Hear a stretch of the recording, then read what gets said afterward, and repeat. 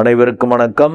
Astro mind therapy அன்புள்ளங்கள் அனைவரையும் இந்த புதிய வீடியோவில் சந்திப்பதில் பெரும் மகிழ்ச்சி அடைகிறேன். இந்த வீடியோவோட தலைப்பு குரு பயிற்சி 2026. ஏற்கனவே அந்த பண்டில்டாக பார்த்தோம், யோக குரு, மித்ர குரு, பாப குருன்ட்டு. இப்போ இண்டிவிஜுவலாக இந்த 12 ராசிகளுக்கும் இந்த குரு பயிற்சி என்ன மாதிரி பலன்களை கொடுக்க போது, உங்களுக்கான இந்த அறிவுறுத்தல்கள் என்ன அப்படிங்கிறது தான் இந்த வீடியோஸில் பார்க்க போகிறோம். இப்போ வருகிற 2/6/2026 விடியற் காலை 1:50 மணி அளவில் மிதுனத்திலிருந்து குரு பகவான் கடகத்திற்கு இடப்பெயர்ச்சி ஆகிறார். அதாவது குரு பெயர்ச்சி உச்ச குருவாக குரு மாறப்போகிறார். காலப்புருஷ தத்துவப்படி 9-12 குடையவன் 4ஆம் இடத்தில் உச்சமாக போகிறார். வித்தை திறமை மேம்படும், பெரிய அளவுக்கு வளர்ச்சி, பெரிய அளவுக்கு நன்மைகள், பெரிய அளவுக்கு திருப்தி, சுப செலவுகள் இதெல்லாம் கொடுக்கறதுக்கு அவர் ரெடியாக இருப்பார். யார் யாருக்கு எப்படி கொடுக்க போகிறார்? பொதுவாகவே இந்த குரு பகவான் சுபக்கோள், எல்லோருக்கும் நல்லது பண்ணும். பட் ஒரு சில இவங்களுக்கு பாதகாதிபதி அந்தஸ்தெல்லாம் வாங்குறார். அதனால் கொஞ்சம் கூட குறைச்சா இருக்கும், ஒவ்வொரு ராசிக்கும் கொஞ்சம் கூட குறைச்சா. ஏன்னா அந்த கோச்சார ரீதியாக இந்தந்த இடங்களில் வந்தால் தான் நல்லது, மற்ற இடங்களில் வர்றப்ப கெடுபலன்களை கொடுக்கும் அப்படின்னு ஒரு சாஸ்திர விதி. இப்போ இது உச்ச வீட்டுக்கு வர்றப்ப நான் அது பொதுவாகவே பல வீடியோஸில் சொல்லியிருப்பேன். உச்சத்தில் ஆட்சியில் ஒரு கோள் இருக்குது அப்படின்னா அது பெருமளவிற்கு கெடுதல்களை பண்ணாது. கெடுதல்களை ரொம்ப கம்மியாகவும் நன்மைகளை அபரிமிதமாகும். இது நீங்களே ஃபீல் பண்ணலாம். இப்போ ஒருத்தவங்க ரொம்ப கம்ஃபர்ட்டாக இருக்காங்க, எந்த பிரச்சனையும் இல்லை அவங்கள்ட்ட, ஏன்னா சொந்த வீடு, ஆட்சி வீடு, உச்ச வீடெல்லாம் அப்படி ரொம்ப கம்ஃபர்டபுளாக இருக்கிற இடம். அப்படி இருக்கிறவங்க அவங்க மனசு ஜாலியாக இருக்கும். ஜாலியாக இருக்கிறப்ப மற்றவங்களுக்கு ஜாலியான சந்தோஷமான விஷயத்தை தான் செய்வாங்க. ஒரு மாதிரி கஷ்டம், பகை வீட்டில் இருக்காங்க, நீச்சமாக இருக்காங்க, வீக்காக இருக்காங்க அப்படின்னா அவங்களே அன்னீசியாக இருப்பாங்க, எரிச்சலாக இருப்பாங்க. அதை தான் அவங்க வெளியில் கொடுக்க முடியும். அது மனிதர்களோட இயல்பு. அந்த கோள்கள்கிட்டேருந்து தானே மனிதர்களுக்கு அந்த பவர் வருது. கோள்கள் அப்படி தான் பண்ணும். ஆட்சி உச்சமாக இருக்கக்கூடிய கோள்கள் பெருமளவுக்கு நன்மைகளை தான் செய்யுமே ஒழிய கெடுதல்களை அவ்வளவா செய்யாது. லைட்டாக அது அதுக்கு அந்த பொசிஷனுக்கு ஏற்ற வேலைகளை, சோதனைகளை ஒரு ட்ரிம் பண்ணுற மாதிரிலாம் கண்டிப்பாக கொடுக்கும். இப்போ குரு பகவான் உச்சமாகிறார். இருக்கிறதுலே சுபக்கோள் குரு பலம்பாங்க. எல்லா சுப நிகழ்வுகளுக்கும் குருவை மையப்படுத்துவாங்க. இப்போ இந்த குரு பகவான் தன்னுடைய உச்ச வீட்டில் இருந்துட்டு ஒவ்வொரு ராசிகளுக்கும் என்ன மாதிரி பலன்களை கொடுக்க போகிறார், அவங்க எப்படி எது மாதிரி சூழல்கள் இருக்கும், எப்படி அவங்க விழிப்புணர்வோடு நடந்து பாசிட்டிவை அதிகப்படுத்திக்கிறது, நெகட்டிவை குறைத்து கொள்வது அப்படிங்கிறது தான் நம்ம இப்போ பார்க்க போகிறோம். இப்போது குரு பயிற்சி 2026 கும்ப லக்னம் அண்டு கும்பராசி அன்புள்ளங்களுக்கு என்ன மாதிரி பலன்கள் ஏற்பட போது, அவர்களுக்கான அறிவுறுத்தல்கள் என்ன அப்படிங்கிறத இந்த வீடியோவில் பார்க்க போகிறோம். கும்ப லக்னம் அண்டு கும்பராசி அன்புள்ளங்களுக்கான அறிவுறுத்தல் என்பது உச்ச குருவின் போராட்டம் ஆரம்பம். மீண்டும் உங்களுக்கான அந்த தலைப்பை அறிவுறுத்தலை கொடுக்குறேன். உச்ச குருவின் போராட்டம் ஆரம்பம். அந்த தலைப்பிலேருந்தே தெரிஞ்சிருக்கலாம், இந்த குரு 6ஆம் இடத்தில் உச்சமாகிறார். அதனால் எதுவும் ஈஸியாக கிடைக்காது, போராட்டத்தை ஏற்படுத்தும்.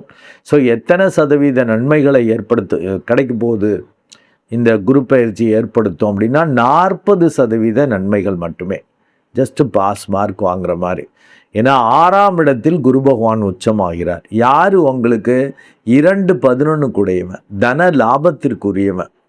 அவன் 6ஆம் இடத்துல போய் உச்சமாகிறப்ப பொருளாதார ரீதியாக ஒரு சோதனைகள், குடும்பம் ரீதியாக சோதனைகள், பேரு கெடுத்துக்காதபடியும் அதற்கேற்றபடி சோதனைகளையும் கொடுப்பார். 6ஆம் இடத்துல உச்சமாகிறார். இப்போதைக்கு கடன் வாங்கவே கூடாது. கும்ப லக்னம் அண்டு கும்பராசி அன்புள்ளங்கள் இருக்கிற கடனை நல்லபடியாக ஏதோ முடிக்கிற வேண்டும் முடிங்க, சரியாக பதில் சொல்லுங்கள். கடன் கொடுத்தவங்கெல்லாம் பார்த்தீங்கன்னாக்கா நீங்கள் கடனை கொடுக்குறீங்களோ கொடுக்கலையோ, அவங்க ஃபோன் அடித்தா இல்லை அவங்க வந்தாங்கன்னா ப்ராப்பராக நம்பிக்கை ஊட்டும்படி சொன்னாலே அவங்களுக்கு நம்பிக்கை வந்துடும். நீங்கள் ஐயோ இப்போ நம்மள்ட்ட பணம் இல்லையேன்னு பயந்துக்கிட்டு அவங்கள்ட்டேருந்து மறையிறது, ஓடுறது, இப்படி பண்ணுறப்ப தான் என்ன ஆகுனாக்கா பிரச்சனையை உருவாகும். ஐயோ இவன் கொடுக்காம போயிட போகிறான்னு அவருக்கு பயம் வந்து உங்களை நெருக்குதல் கொடுப்பார். நீங்கள் நம்பிக்கை இந்த மாதிரி இருக்குது, இப்படி இருக்குது, இது மாதிரி இருக்குது, இதனால் கொஞ்சம் தள்ளி போகுது, இல்லை இது வந்த பிறகு கொடுத்துருவேன், இது வந்தால் ஒரே திரியாக அடைச்சிடுவேன். உண்மையே சொல்லணும். பொய்யா சொன்னீங்கன்னாக்கா அது நிறைவேறலைன்னா உங்கள் மேலே நம்பிக்கை போகும். அந்த மாதிரி நீங்கள் பண்ணிக்க முடியும். கடன் சம்பந்தமான விஷயங்கள் வழியாக நெருக்குதல்கள் வந்தால் இப்படி பிகவ் பண்ணிக்கங்க. அடுத்து சின்னதாக ஏதாவது ஒரு பிரச்சனை, ஏதாவது உடம்பு சரிப்பில் கொஞ்சம் வித்தியாசமாக இருக்குது, இங்கே வலிக்குது அங்கே வலிக்குது, இல்லை இப்படி இருக்குது, உடனே போய் டெஸ்ட் பண்ணிடணும். ஏன்னா குரு பகவான் அந்த சுபக்கோள் இருக்கிற இடத்த கெடுக்கும். ஏதாவது தேவையில்லாத நோய் ஈய கொடுத்துருச்சுன்னா வம்பு. இந்த ஆரம்பத்திலே பார்த்துட்டீங்கன்னு வச்சுக்கோங்க, அப்போ 6ஆம் இடத்துல போய் அதுக்கு 6ஆம் இடத்த கெடுக்குன்னா ஆரம்பத்திலே சரி பண்ணிவிட முடியும். நீங்கள் அதுக்கு மரியாதை கொடுக்காம கோச்சார ரீதியான பலன்கள்னா 25% தானே, சின்னதாக வலிக்குது பார்த்துக்குவோம், அந்த இது முடிச்சுட்டு இது பண்ணிட்டு அப்படின்ட்டு அப்படியே விட்டிங்கன்னா அது முத்தி போயிடும். அதெல்லாம் இமீடியட்டாக பார்த்துக்கணும். கடன், நோய், அடுத்து எதுவும் பகை வராதபடி மெயின்டைன் பண்ணிக்கணும். ஏன்னா அதனால் மன உளைச்சல், சிக்கல்கள், பிரச்சனைகள், நிம்மதி இல்லாத தன்மை வரும், செயல்பட முடியாது, மரியாதை போகும், பொருளாதார ரீதியாக வீழ்ச்சி வரும். அதனால் கண்டிப்பாக மெடிடேட் பண்ணிக்கணும். அப்போ தான் பயம் வராது. மெடிடேட் பண்ணி ஓரளவு மெடிடேஷன் உங்களுக்கு ஒர்க் அவுட் ஆகுது அப்படின்னாலே ஃபஸ்ட்டு உங்களுக்கு பயம் போகும். அது நடக்கும். எதற்கும் பயப்பட மாட்டீங்க, எல்லாம் அவர் பார்த்துக்குவார். நம்மளால் முடிஞ்சது செய்வோம், நம்ம கரெக்டாக செய்கிறோம்ல, நேர்மையாக இருக்கோம்ல, அப்புறம் யாருக்கு பயப்படணும்? அந்த ஒரு தன்மை உங்களுக்கு வந்துடும். இது கோச்சார ரீதியான பலன்கள்ங்கிறதால 40%ங்கிறத பயப்படாதீங்க. அந்த 25% கோச்சார ரீதியான பலன்கள்னு சொன்னேன்ல, அதில் 40, மீதி 75% தசாபுத்தியை பொறுத்து. நல்ல தசாபுத்தியாக இருந்தால் பெரிய அளவுக்கு நீங்கள் கடன் வாங்கலாம். நான் கடன் வாங்கக்கூடாதுன்னே இல்லை, நல்ல தசாபுத்தின்னா வாங்கலாம். பெருசாக ப்ராஜெக்ட் ஆரம்பிக்கலாம், ஒரு பிஸ்னஸ் ஆரம்பிக்கலாம், நல்லது. இல்லாட்டி தகுதிக்கு மீறி வாங்கி விடுவீங்க. ஏன்னா உச்ச குருவாக இருக்கார் இல்லையா, சில லட்சங்கள் தான் உங்களுக்கு தகுதின்னா பல கோடிகளை வாங்கி விடுவீங்க, மாட்டிடுவீங்க. அதனால் கம்பல்சரியாக மெடிடேட் பண்ணிக்கணும். உள்ளுணர்வு சொல்லும். மேஜர் டெசிஷன் எடுக்கிறப்ப ஜாதகத்தையும் பார்த்துக்கணும். உள்ளுணர்வு கொஞ்சம் இடிக்குது, பயம் வருது, ஒரு அன்னீசினஸ் வருதுன்னா ப்ராப்பராக ஜாதகத்தை பார்த்துட்டு களத்தில் இறங்கணும்.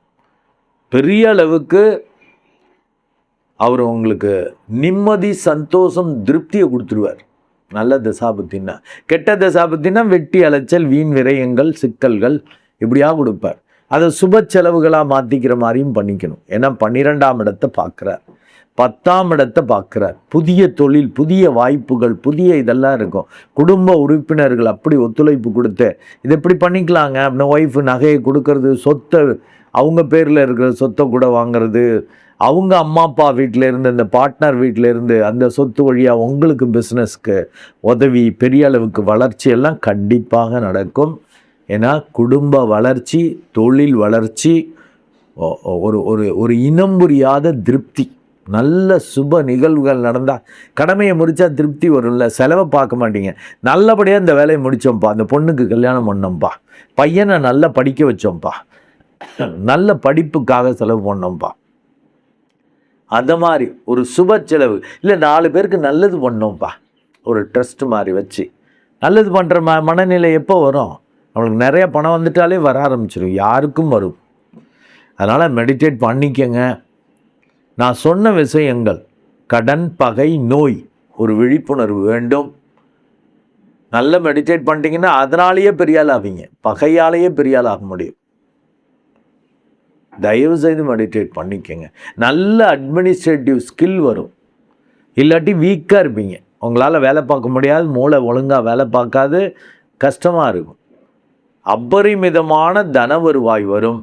அறியாமையால், பேராசையால், ஏன்னா காலப்புருஷ தத்துவப்படி 11வது ராசியாக வருது, பேராசையால் வெட்டி செலவுகள், வீண் விரயங்களை பண்ணிக்கொள்ளாதீர்கள். அதை ஒரு சுப செலவுகளாக நீடித்த இந்த பரம்பரைக்கே நல்லது பண்ணக்கூடிய விஷயங்கள், அதற்கேற்றபடி தொழில் ஆரம்பிக்கிறது, அதற்கேற்றபடி இன்ஃப்ராஸ்ட்ரக்சர். இப்போ இவங்க மிஷினரிஸ்லாம் வாங்கலாம். மிஷினரிஸ் வாங்கிறது, இன்ஃப்ராஸ்ட்ரக்சர் பண்ணுறது, கடனை வாங்கி அதெல்லாம் கும்ப லக்னம் கும்பராசி அன்புள்ளங்கள் செய்யலாம். நல்ல தசாபுத்தியாக இருக்கான்னு பார்த்துட்டு செய்யுங்க. இல்லாட்டி கடனில் மாட்டிக்கணும்னு சொல்லியிருக்கேன்ல. கவனமாக இருந்தால் பெயர், புகழ், அந்தஸ்து இதெல்லாம் மேலோங்கும். அப்படி ஒரு பரம திருப்தி, எல்லாம் கடவுள் செயல், கடவுள் இருக்காருப்பா அப்படின்னு அதை உணர்வீங்க. ஆச்சரியமான ரிசல்ட் கிடைக்கும். யாருக்கிட்டேயும் பகை விரோதமும் வச்சுக்காதீங்க. ஏன்னா 7ஆம் இடத்துல கேது இருக்குது. வரக்கூடிய ஆள் அப்படி தான் டவுட்ஃபுல்லாக உங்களை பார்ப்பார். அவங்களுக்கு வெடுக்குன்னு பேசுவாங்க. அதனால் நீங்கள் சமநிலை இழந்துடக்கூடாது. அதுக்காக தான் மெடிடேட் பண்ணணுங்கிறேன். இல்லாட்டி இந்த சர்ப்ப தோஷம் என்ன பண்ணுன்னா, நல்ல பார்ட்னர், நல்ல விஷயம் தெரிஞ்சவங்க, திறமசாலிகள், அனுபவசாலிகளை பகைத்து கொள்வது, இல்லை அவங்க முறிவு பிரிவுன்னு பெயர்றது அப்படி வந்துடும். புதிய விஷயங்களை நீங்கள் எடுத்துக்கலாம். புதிய நபர்கள், வேற்று மதத்தினர், வேறு மொழி பேசுபவர்கள், அவங்க வழியாலாம் பெரிய அளவுக்கு நன்மைகள் வரும். மெடிடேட் பண்ணிக்கங்க. இல்லாட்டி பயப்படுவீங்கல்ல, யாருன்னே தெரிலடா, இது புதிய முயற்சியாக இருக்குது, எப்படிப்பா செய்கிறது, பயமாக இருக்கேப்பா அப்படி இப்படின்னு சொல்லி விட்டுருவீங்க. அண்டு குடும்ப உறுப்பினர்கள் சொல்கிறதையும் அப்படியே கேட்கணும்னு செய்யாதீங்க. அது விரயங்களை இட்டு செல்லும். உங்களுக்கு தோன்றபடி செய்கிறதுன்னு செய்யாதீங்க. அதுவும் விரயங்களை ஏற்படுத்தும். ஏன்னா 2ஆம் இடத்தில் சனி பகவான் இருக்கிறார். யார் உங்களுக்கு 1-12 குடையவன், லக்னாதிபதி அசுலஸ் விரையாதிபதியாக வந்து 2ல் இருக்கான். வரக்கூடிய இந்த குரு பகவான் கொடுக்கக்கூடிய பணத்தெல்லாம் அறியாமையால் அப்படியே பிடிச்சி அழிச்சிடக்கூடாது. கெட்ட தசாபத்தின்னா அப்படி தான் செய்வீங்க. அத்தனையும் இழக்கிறது, தேவையற்ற முயற்சிகள் பண்ணி. எவ்வளோ பெரிய முட்டாள்தனம் நீங்களே பின்னாடி ஃபீல் பண்ணுற மாதிரி, கண்டவங்க திட்டுற மாதிரி. இல்லை மனுஷனா, மூளை இருக்கா, என்னமோ சொல்லுவாங்களே அறிவு இருக்கா அப்படின்லாம் திட்டுவாங்கல்ல, அந்த மாதிரி மற்றவங்க திட்டுற மாதிரி ஆகிடும். தயவுசெய்து மெடிடேட் பண்ணிக்கங்க. ஒரு இனம் புரியாத ஒரு பவர் கிடைக்கும், ஒரு சமநிலை கிடைக்கும். நிதானமாக செலவு பண்ணுவீங்க. சுப செலவுகளாக, வெட்டி ஆடம்பரம், வீண் விரயங்கள் இல்லாமல் நீங்கள் ஒரு ஸ்மூத்தாக எல்லாத்தையும் கையாளக்கூடிய நன்மை, ஒரு ஒரு உணர்வு ஏற்படும். அப்போ மற்றவங்க முறிவு பிரிவுன்னு போக மாட்டாங்க. உணர்ச்சி வசப்பட்டு அறியாமையால் வித்தியாசமாக பேசுனீங்கன்னா வம்பு, அத்தனையும் கெடுத்துக்கிட்டு நிம்மதி சந்தோஷம் இல்லைன்னு சொல்கிற மாதிரி இருக்கும். 6ஆம் இடத்தில் குரு பகவான் வர்றது அவ்வளவு நல்லதல்ல. பட் 2ஆம் இடத்தை உச்சமாகிறப்ப பொருளாதார ரீதியாக பெரிய அளவுக்கு செயல்பாடுகள் நடக்கும், பெரிய அளவுக்கு லாபங்கள் வரும். மெடிடேட் பண்ணிக்கங்க. நன்றி அன்புள்ளங்களே. மீண்டும் ஒரு நல்ல வீடியோவில் உங்களை சந்திக்கிறேன். அதுவரை உங்களிடமிருந்து வணக்கம் கூறி விடைபெறுவது உங்கள் அன்பு டாக்டர் அருட்குழந்தை ஆர் கணேசன். நன்றி, வணக்கம்.